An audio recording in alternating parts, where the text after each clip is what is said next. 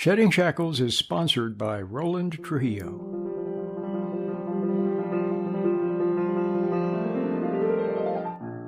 Welcome to Shedding Shackles.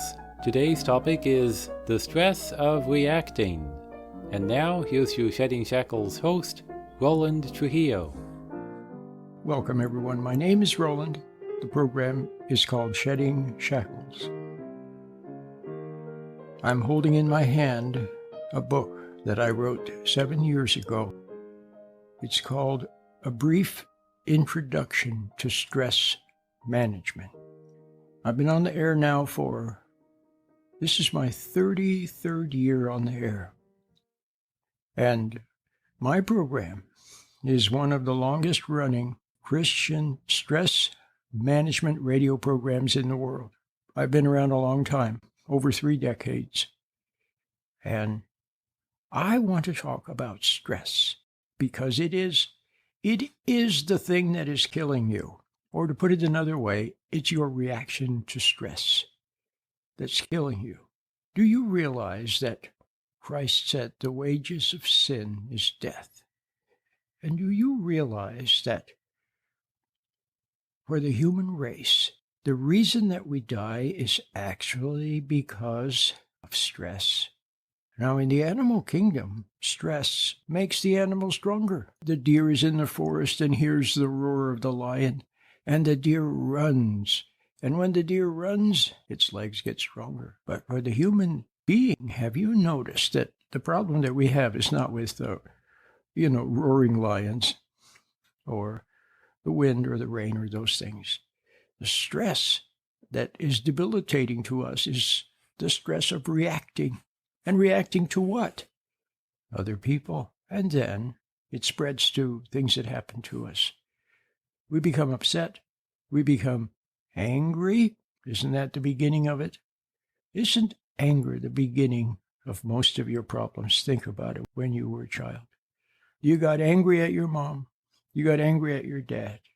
You got angry at your brother, at other kids at school. You got angry. Pretty soon you were angry at everything.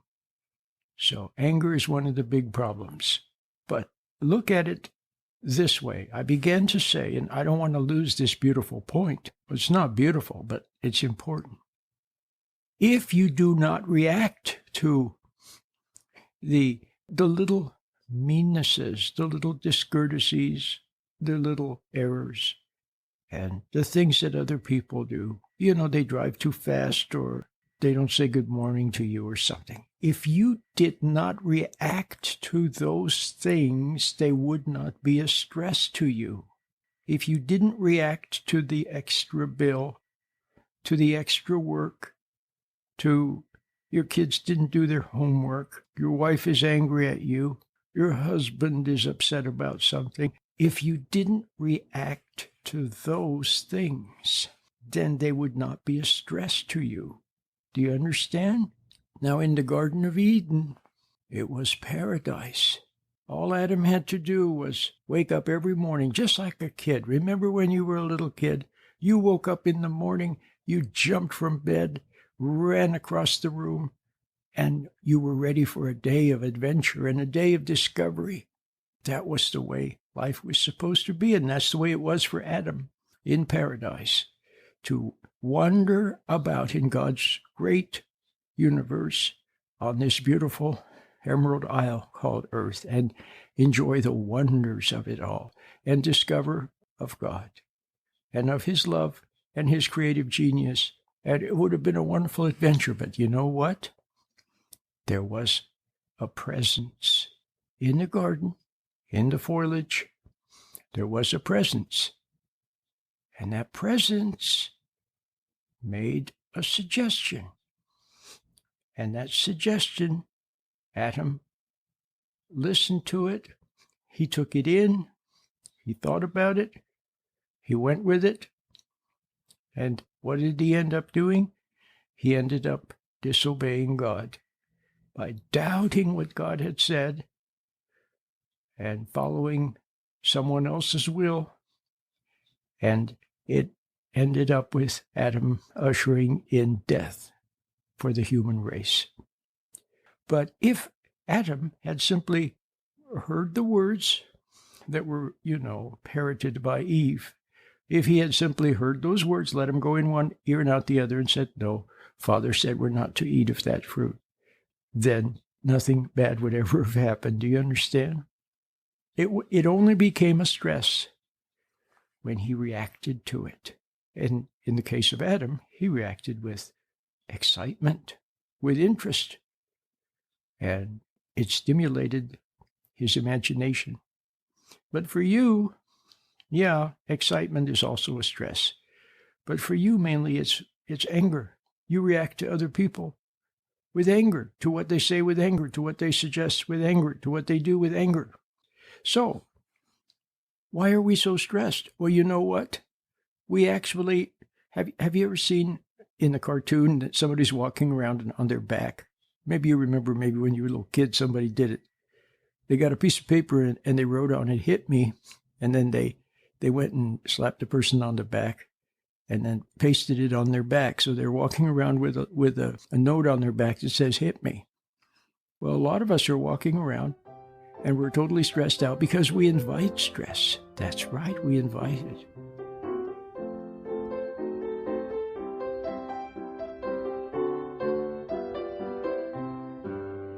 Remember a long time ago when you were a little child, you could do one thing and then another, and then another and another. And you know what they call that now? They call it, what do they call it? Hyperactivity or something like that. Well, some kids are hyperactive, but others, they just go from one thing to another. It's perfectly natural. You do this for a few minutes and then something else, and you do this for a minute, and then you do that, and you do one thing and then suddenly you go ask a question and then you rush away and do something else. That's perfectly natural. That's the way I am. I'm 70 years old and that's the way I am. I do a little this and a little that. When I'm no longer interested in it, I put it down and I do something else. That's the natural way. Free, unencumbered. See, so that's what you must find.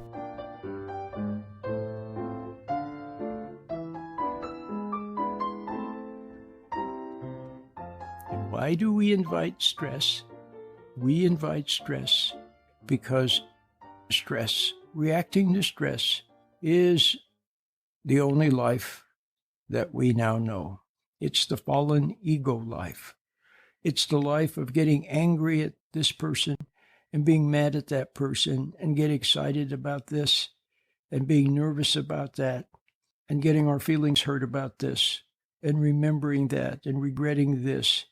You see, it's a life of emotional reactions. And that's what we think of as life. And that's what the experts tell you too, don't they? The so-called experts. To grab for the gusto, to get excited, and to be filled with rage, and to be filled with passion. That's what we think of as life. But remember, it's reacting. That's distress.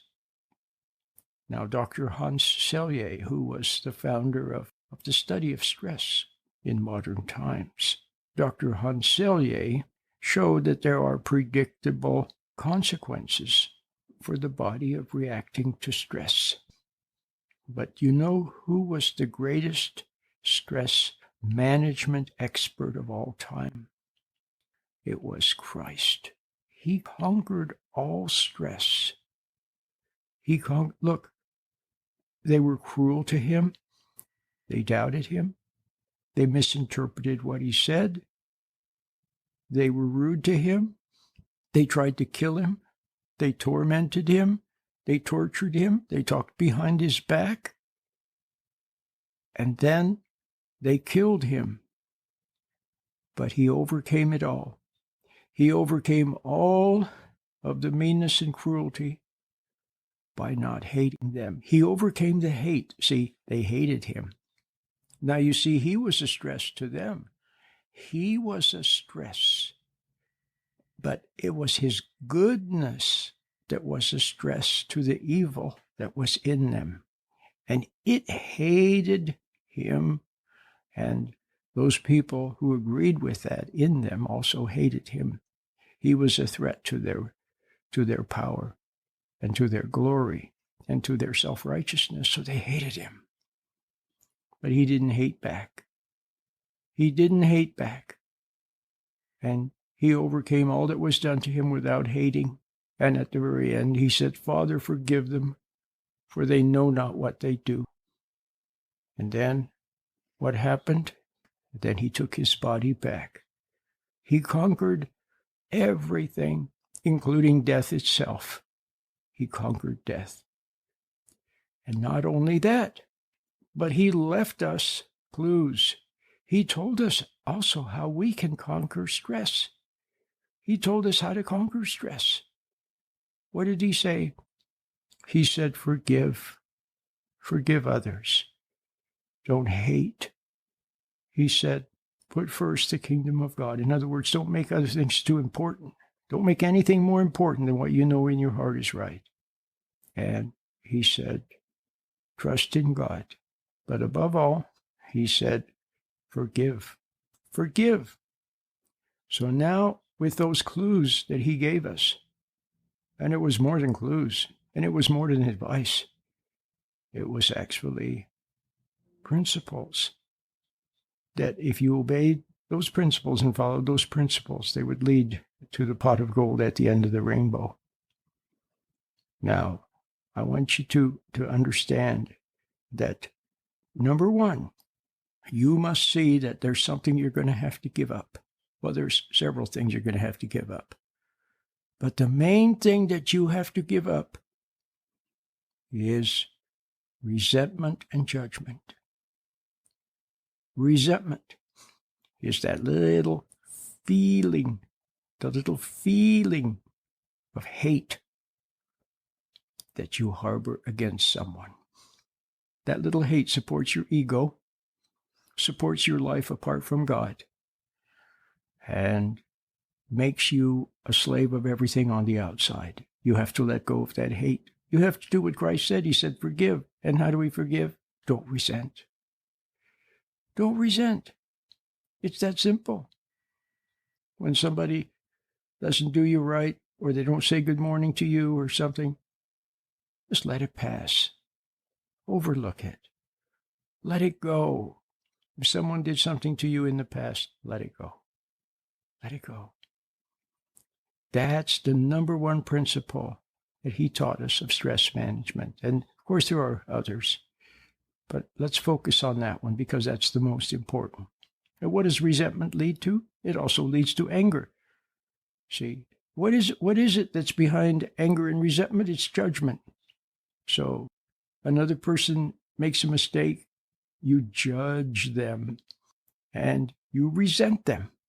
If you feel superior to them, then you judge them and condemn them with a superior sort of a hate. And if you feel inferior to them, then, or you're intimidated by what they said, then you resent them. Got it?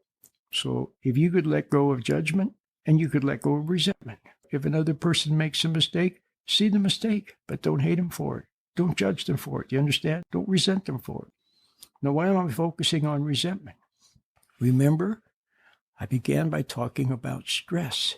And I said that if somebody did something and you didn't react to it, it would not be a stress.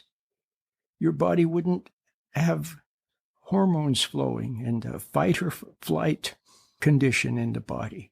Your blood pressure wouldn't go up. Your stomach wouldn't become upset. You wouldn't get a headache or an eye ache. You wouldn't become nervous. You wouldn't make mistakes. You wouldn't become confused. You wouldn't become fixated on it. None of these things would happen if you didn't become upset or angry in the first place. If it just passed you by. You understand? Then none of these effects would happen to your body, and you would remain calm. And then being calm, you would be able to be more reasonable and rational and make better decisions, and then there would be even less stress in your life. You get it? So it's learning not to react.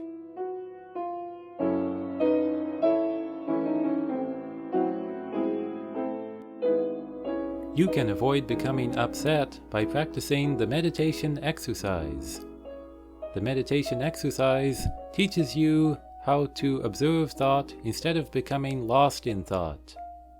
The meditation is compatible with people of all religions.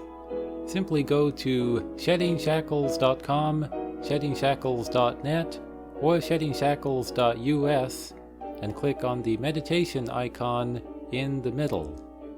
You can listen free to part 1 of the meditation, or get the complete 4-part meditation with a e-booklet and 2 free bonus ebooks for a suggested donation of $10. Once again, go to sheddingshackles.com, sheddingshackles.net, or sheddingshackles.us. Now you can listen to Shedding Shackles live streaming on your phone.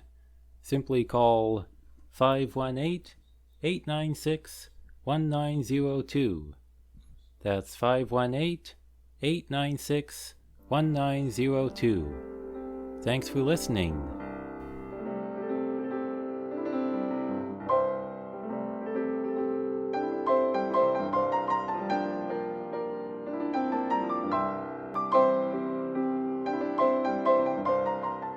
But you know who was the greatest stress management expert of all time? It was Christ. He conquered all stress. Look, they were cruel to him. They doubted him. They misinterpreted what he said. They were rude to him. They tried to kill him. They tormented him. They tortured him. They talked behind his back. And then they killed him. But he overcame it all. He overcame all of the meanness and cruelty by not hating them. He didn't hate back. And he overcame all that was done to him without hating. And at the very end, he said, "Father, forgive them, for they know not what they do." And then what happened? Then he took his body back. He conquered everything, including death itself. He conquered death. And not only that, but he left us clues. He told us also how we can conquer stress. He told us how to conquer stress. What did he say? He said, forgive. Forgive others. Don't hate. He said, put first the kingdom of God. In other words, don't make other things too important. Don't make anything more important than what you know in your heart is right. And he said, trust in God. But above all, he said, forgive.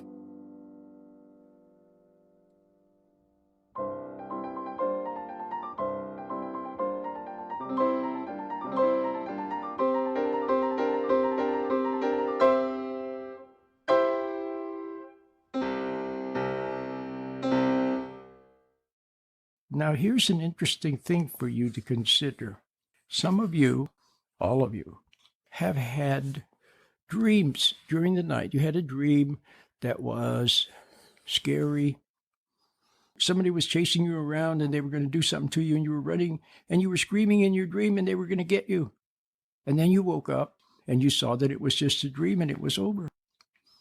Usually during the night, your body doesn't have any sensations at all. Once in a while, you might be yelling in your sleep or something. But most of the time, no matter how outlandish and how scary your dream is, you wake up, nothing. And the next day, nothing. Your body is fine. And it fades away. You don't even remember it. You totally forget it. It has no effect on you whatsoever. Now, isn't it interesting that that could be so?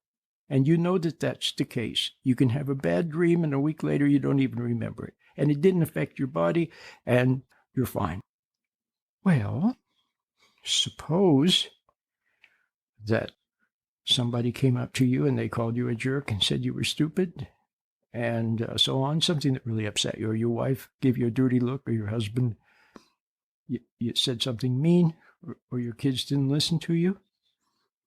And it was almost like it was happening to somebody else.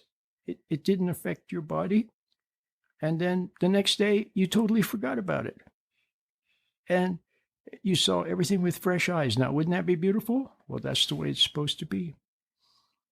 So there's some sort of a reaction.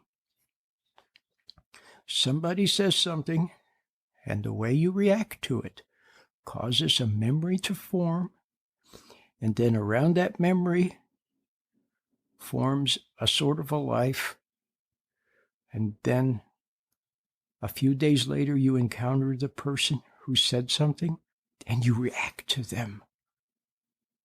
Or you're sitting in your room, and you start thinking about what they said to you or did to you, and you think about it, and before long your body is reacting like it did the first time. Your heart is pounding, your stomach is churning, your blood pressure has gone up, and you're angry, and you're clenching your fists, and you're full of rage about what they did, or full of hurt feelings. Do you see that these emotions are the ones that are ruining your body and ruining your life because they keep coming back over and over again? Wouldn't it be better if something happened and you just dealt with it, whatever needed to be done, maybe nothing needs to be done, and then the next day you don't even remember it. And if you encountered that person, you don't feel anything. That's the way you're supposed to be. Now do you understand? So you can now realize that you have a lot of basic spring training to do. You've got to get back to basics, and there's a lot of work to do. But luckily, it's a work that is not stressful. If you began to do some of the things that I talk about on this program, it doesn't require any effort at all. Somebody says something to you, you don't resent them. It's that easy.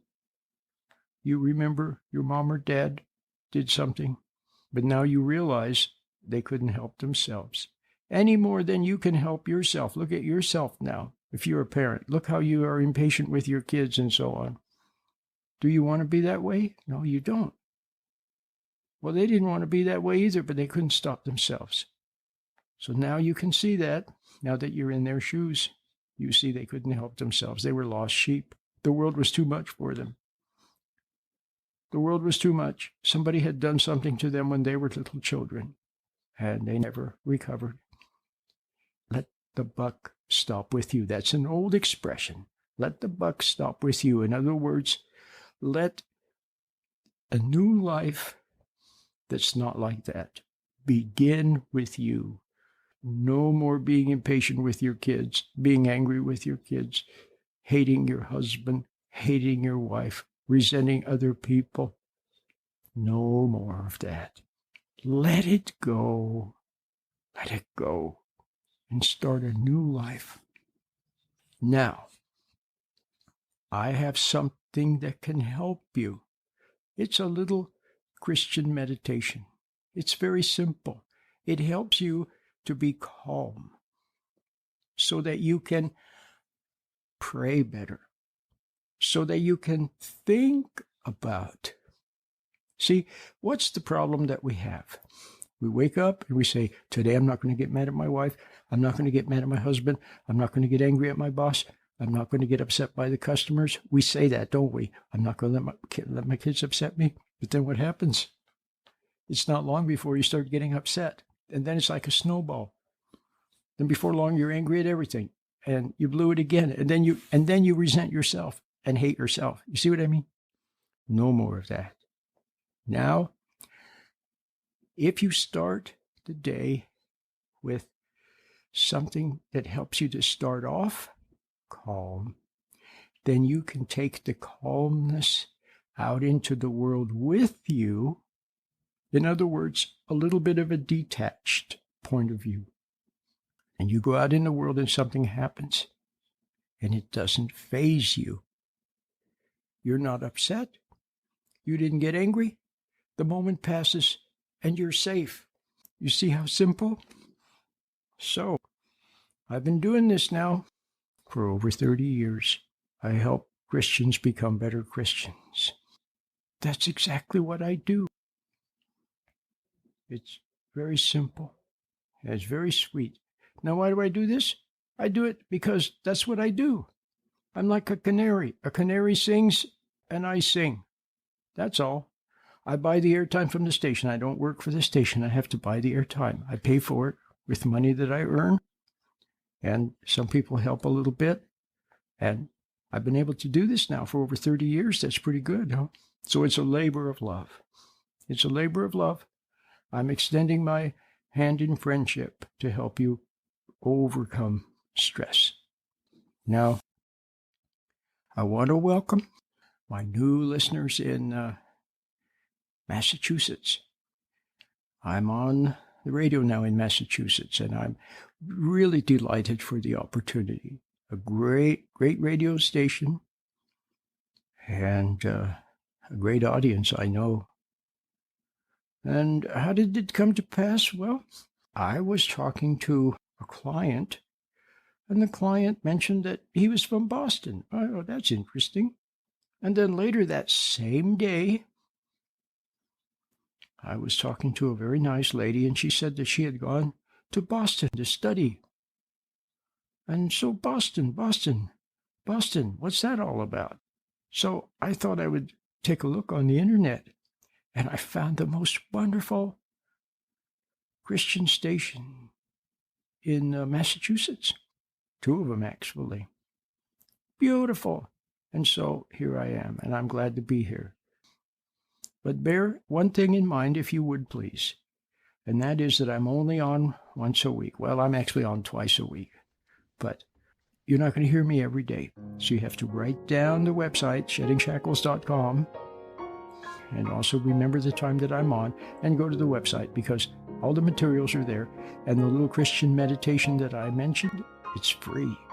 It's totally free. And it's on the website for you to listen to or for you to download for free. All right? Until next time, Lord willing, and the creek don't rise. I'll see you then. Bye-bye. You have been listening to Shedding Shackles with your host, Roland Trujillo. Now you can listen to Roland anytime by logging on to www.sheddingshackles.com. You'll find lots of free, helpful information, and you can also order materials or make a donation by using your credit card. Once again, the web address is sheddingshackles.com. Please remember that Shedding Shackles is listener-supported. Thank you.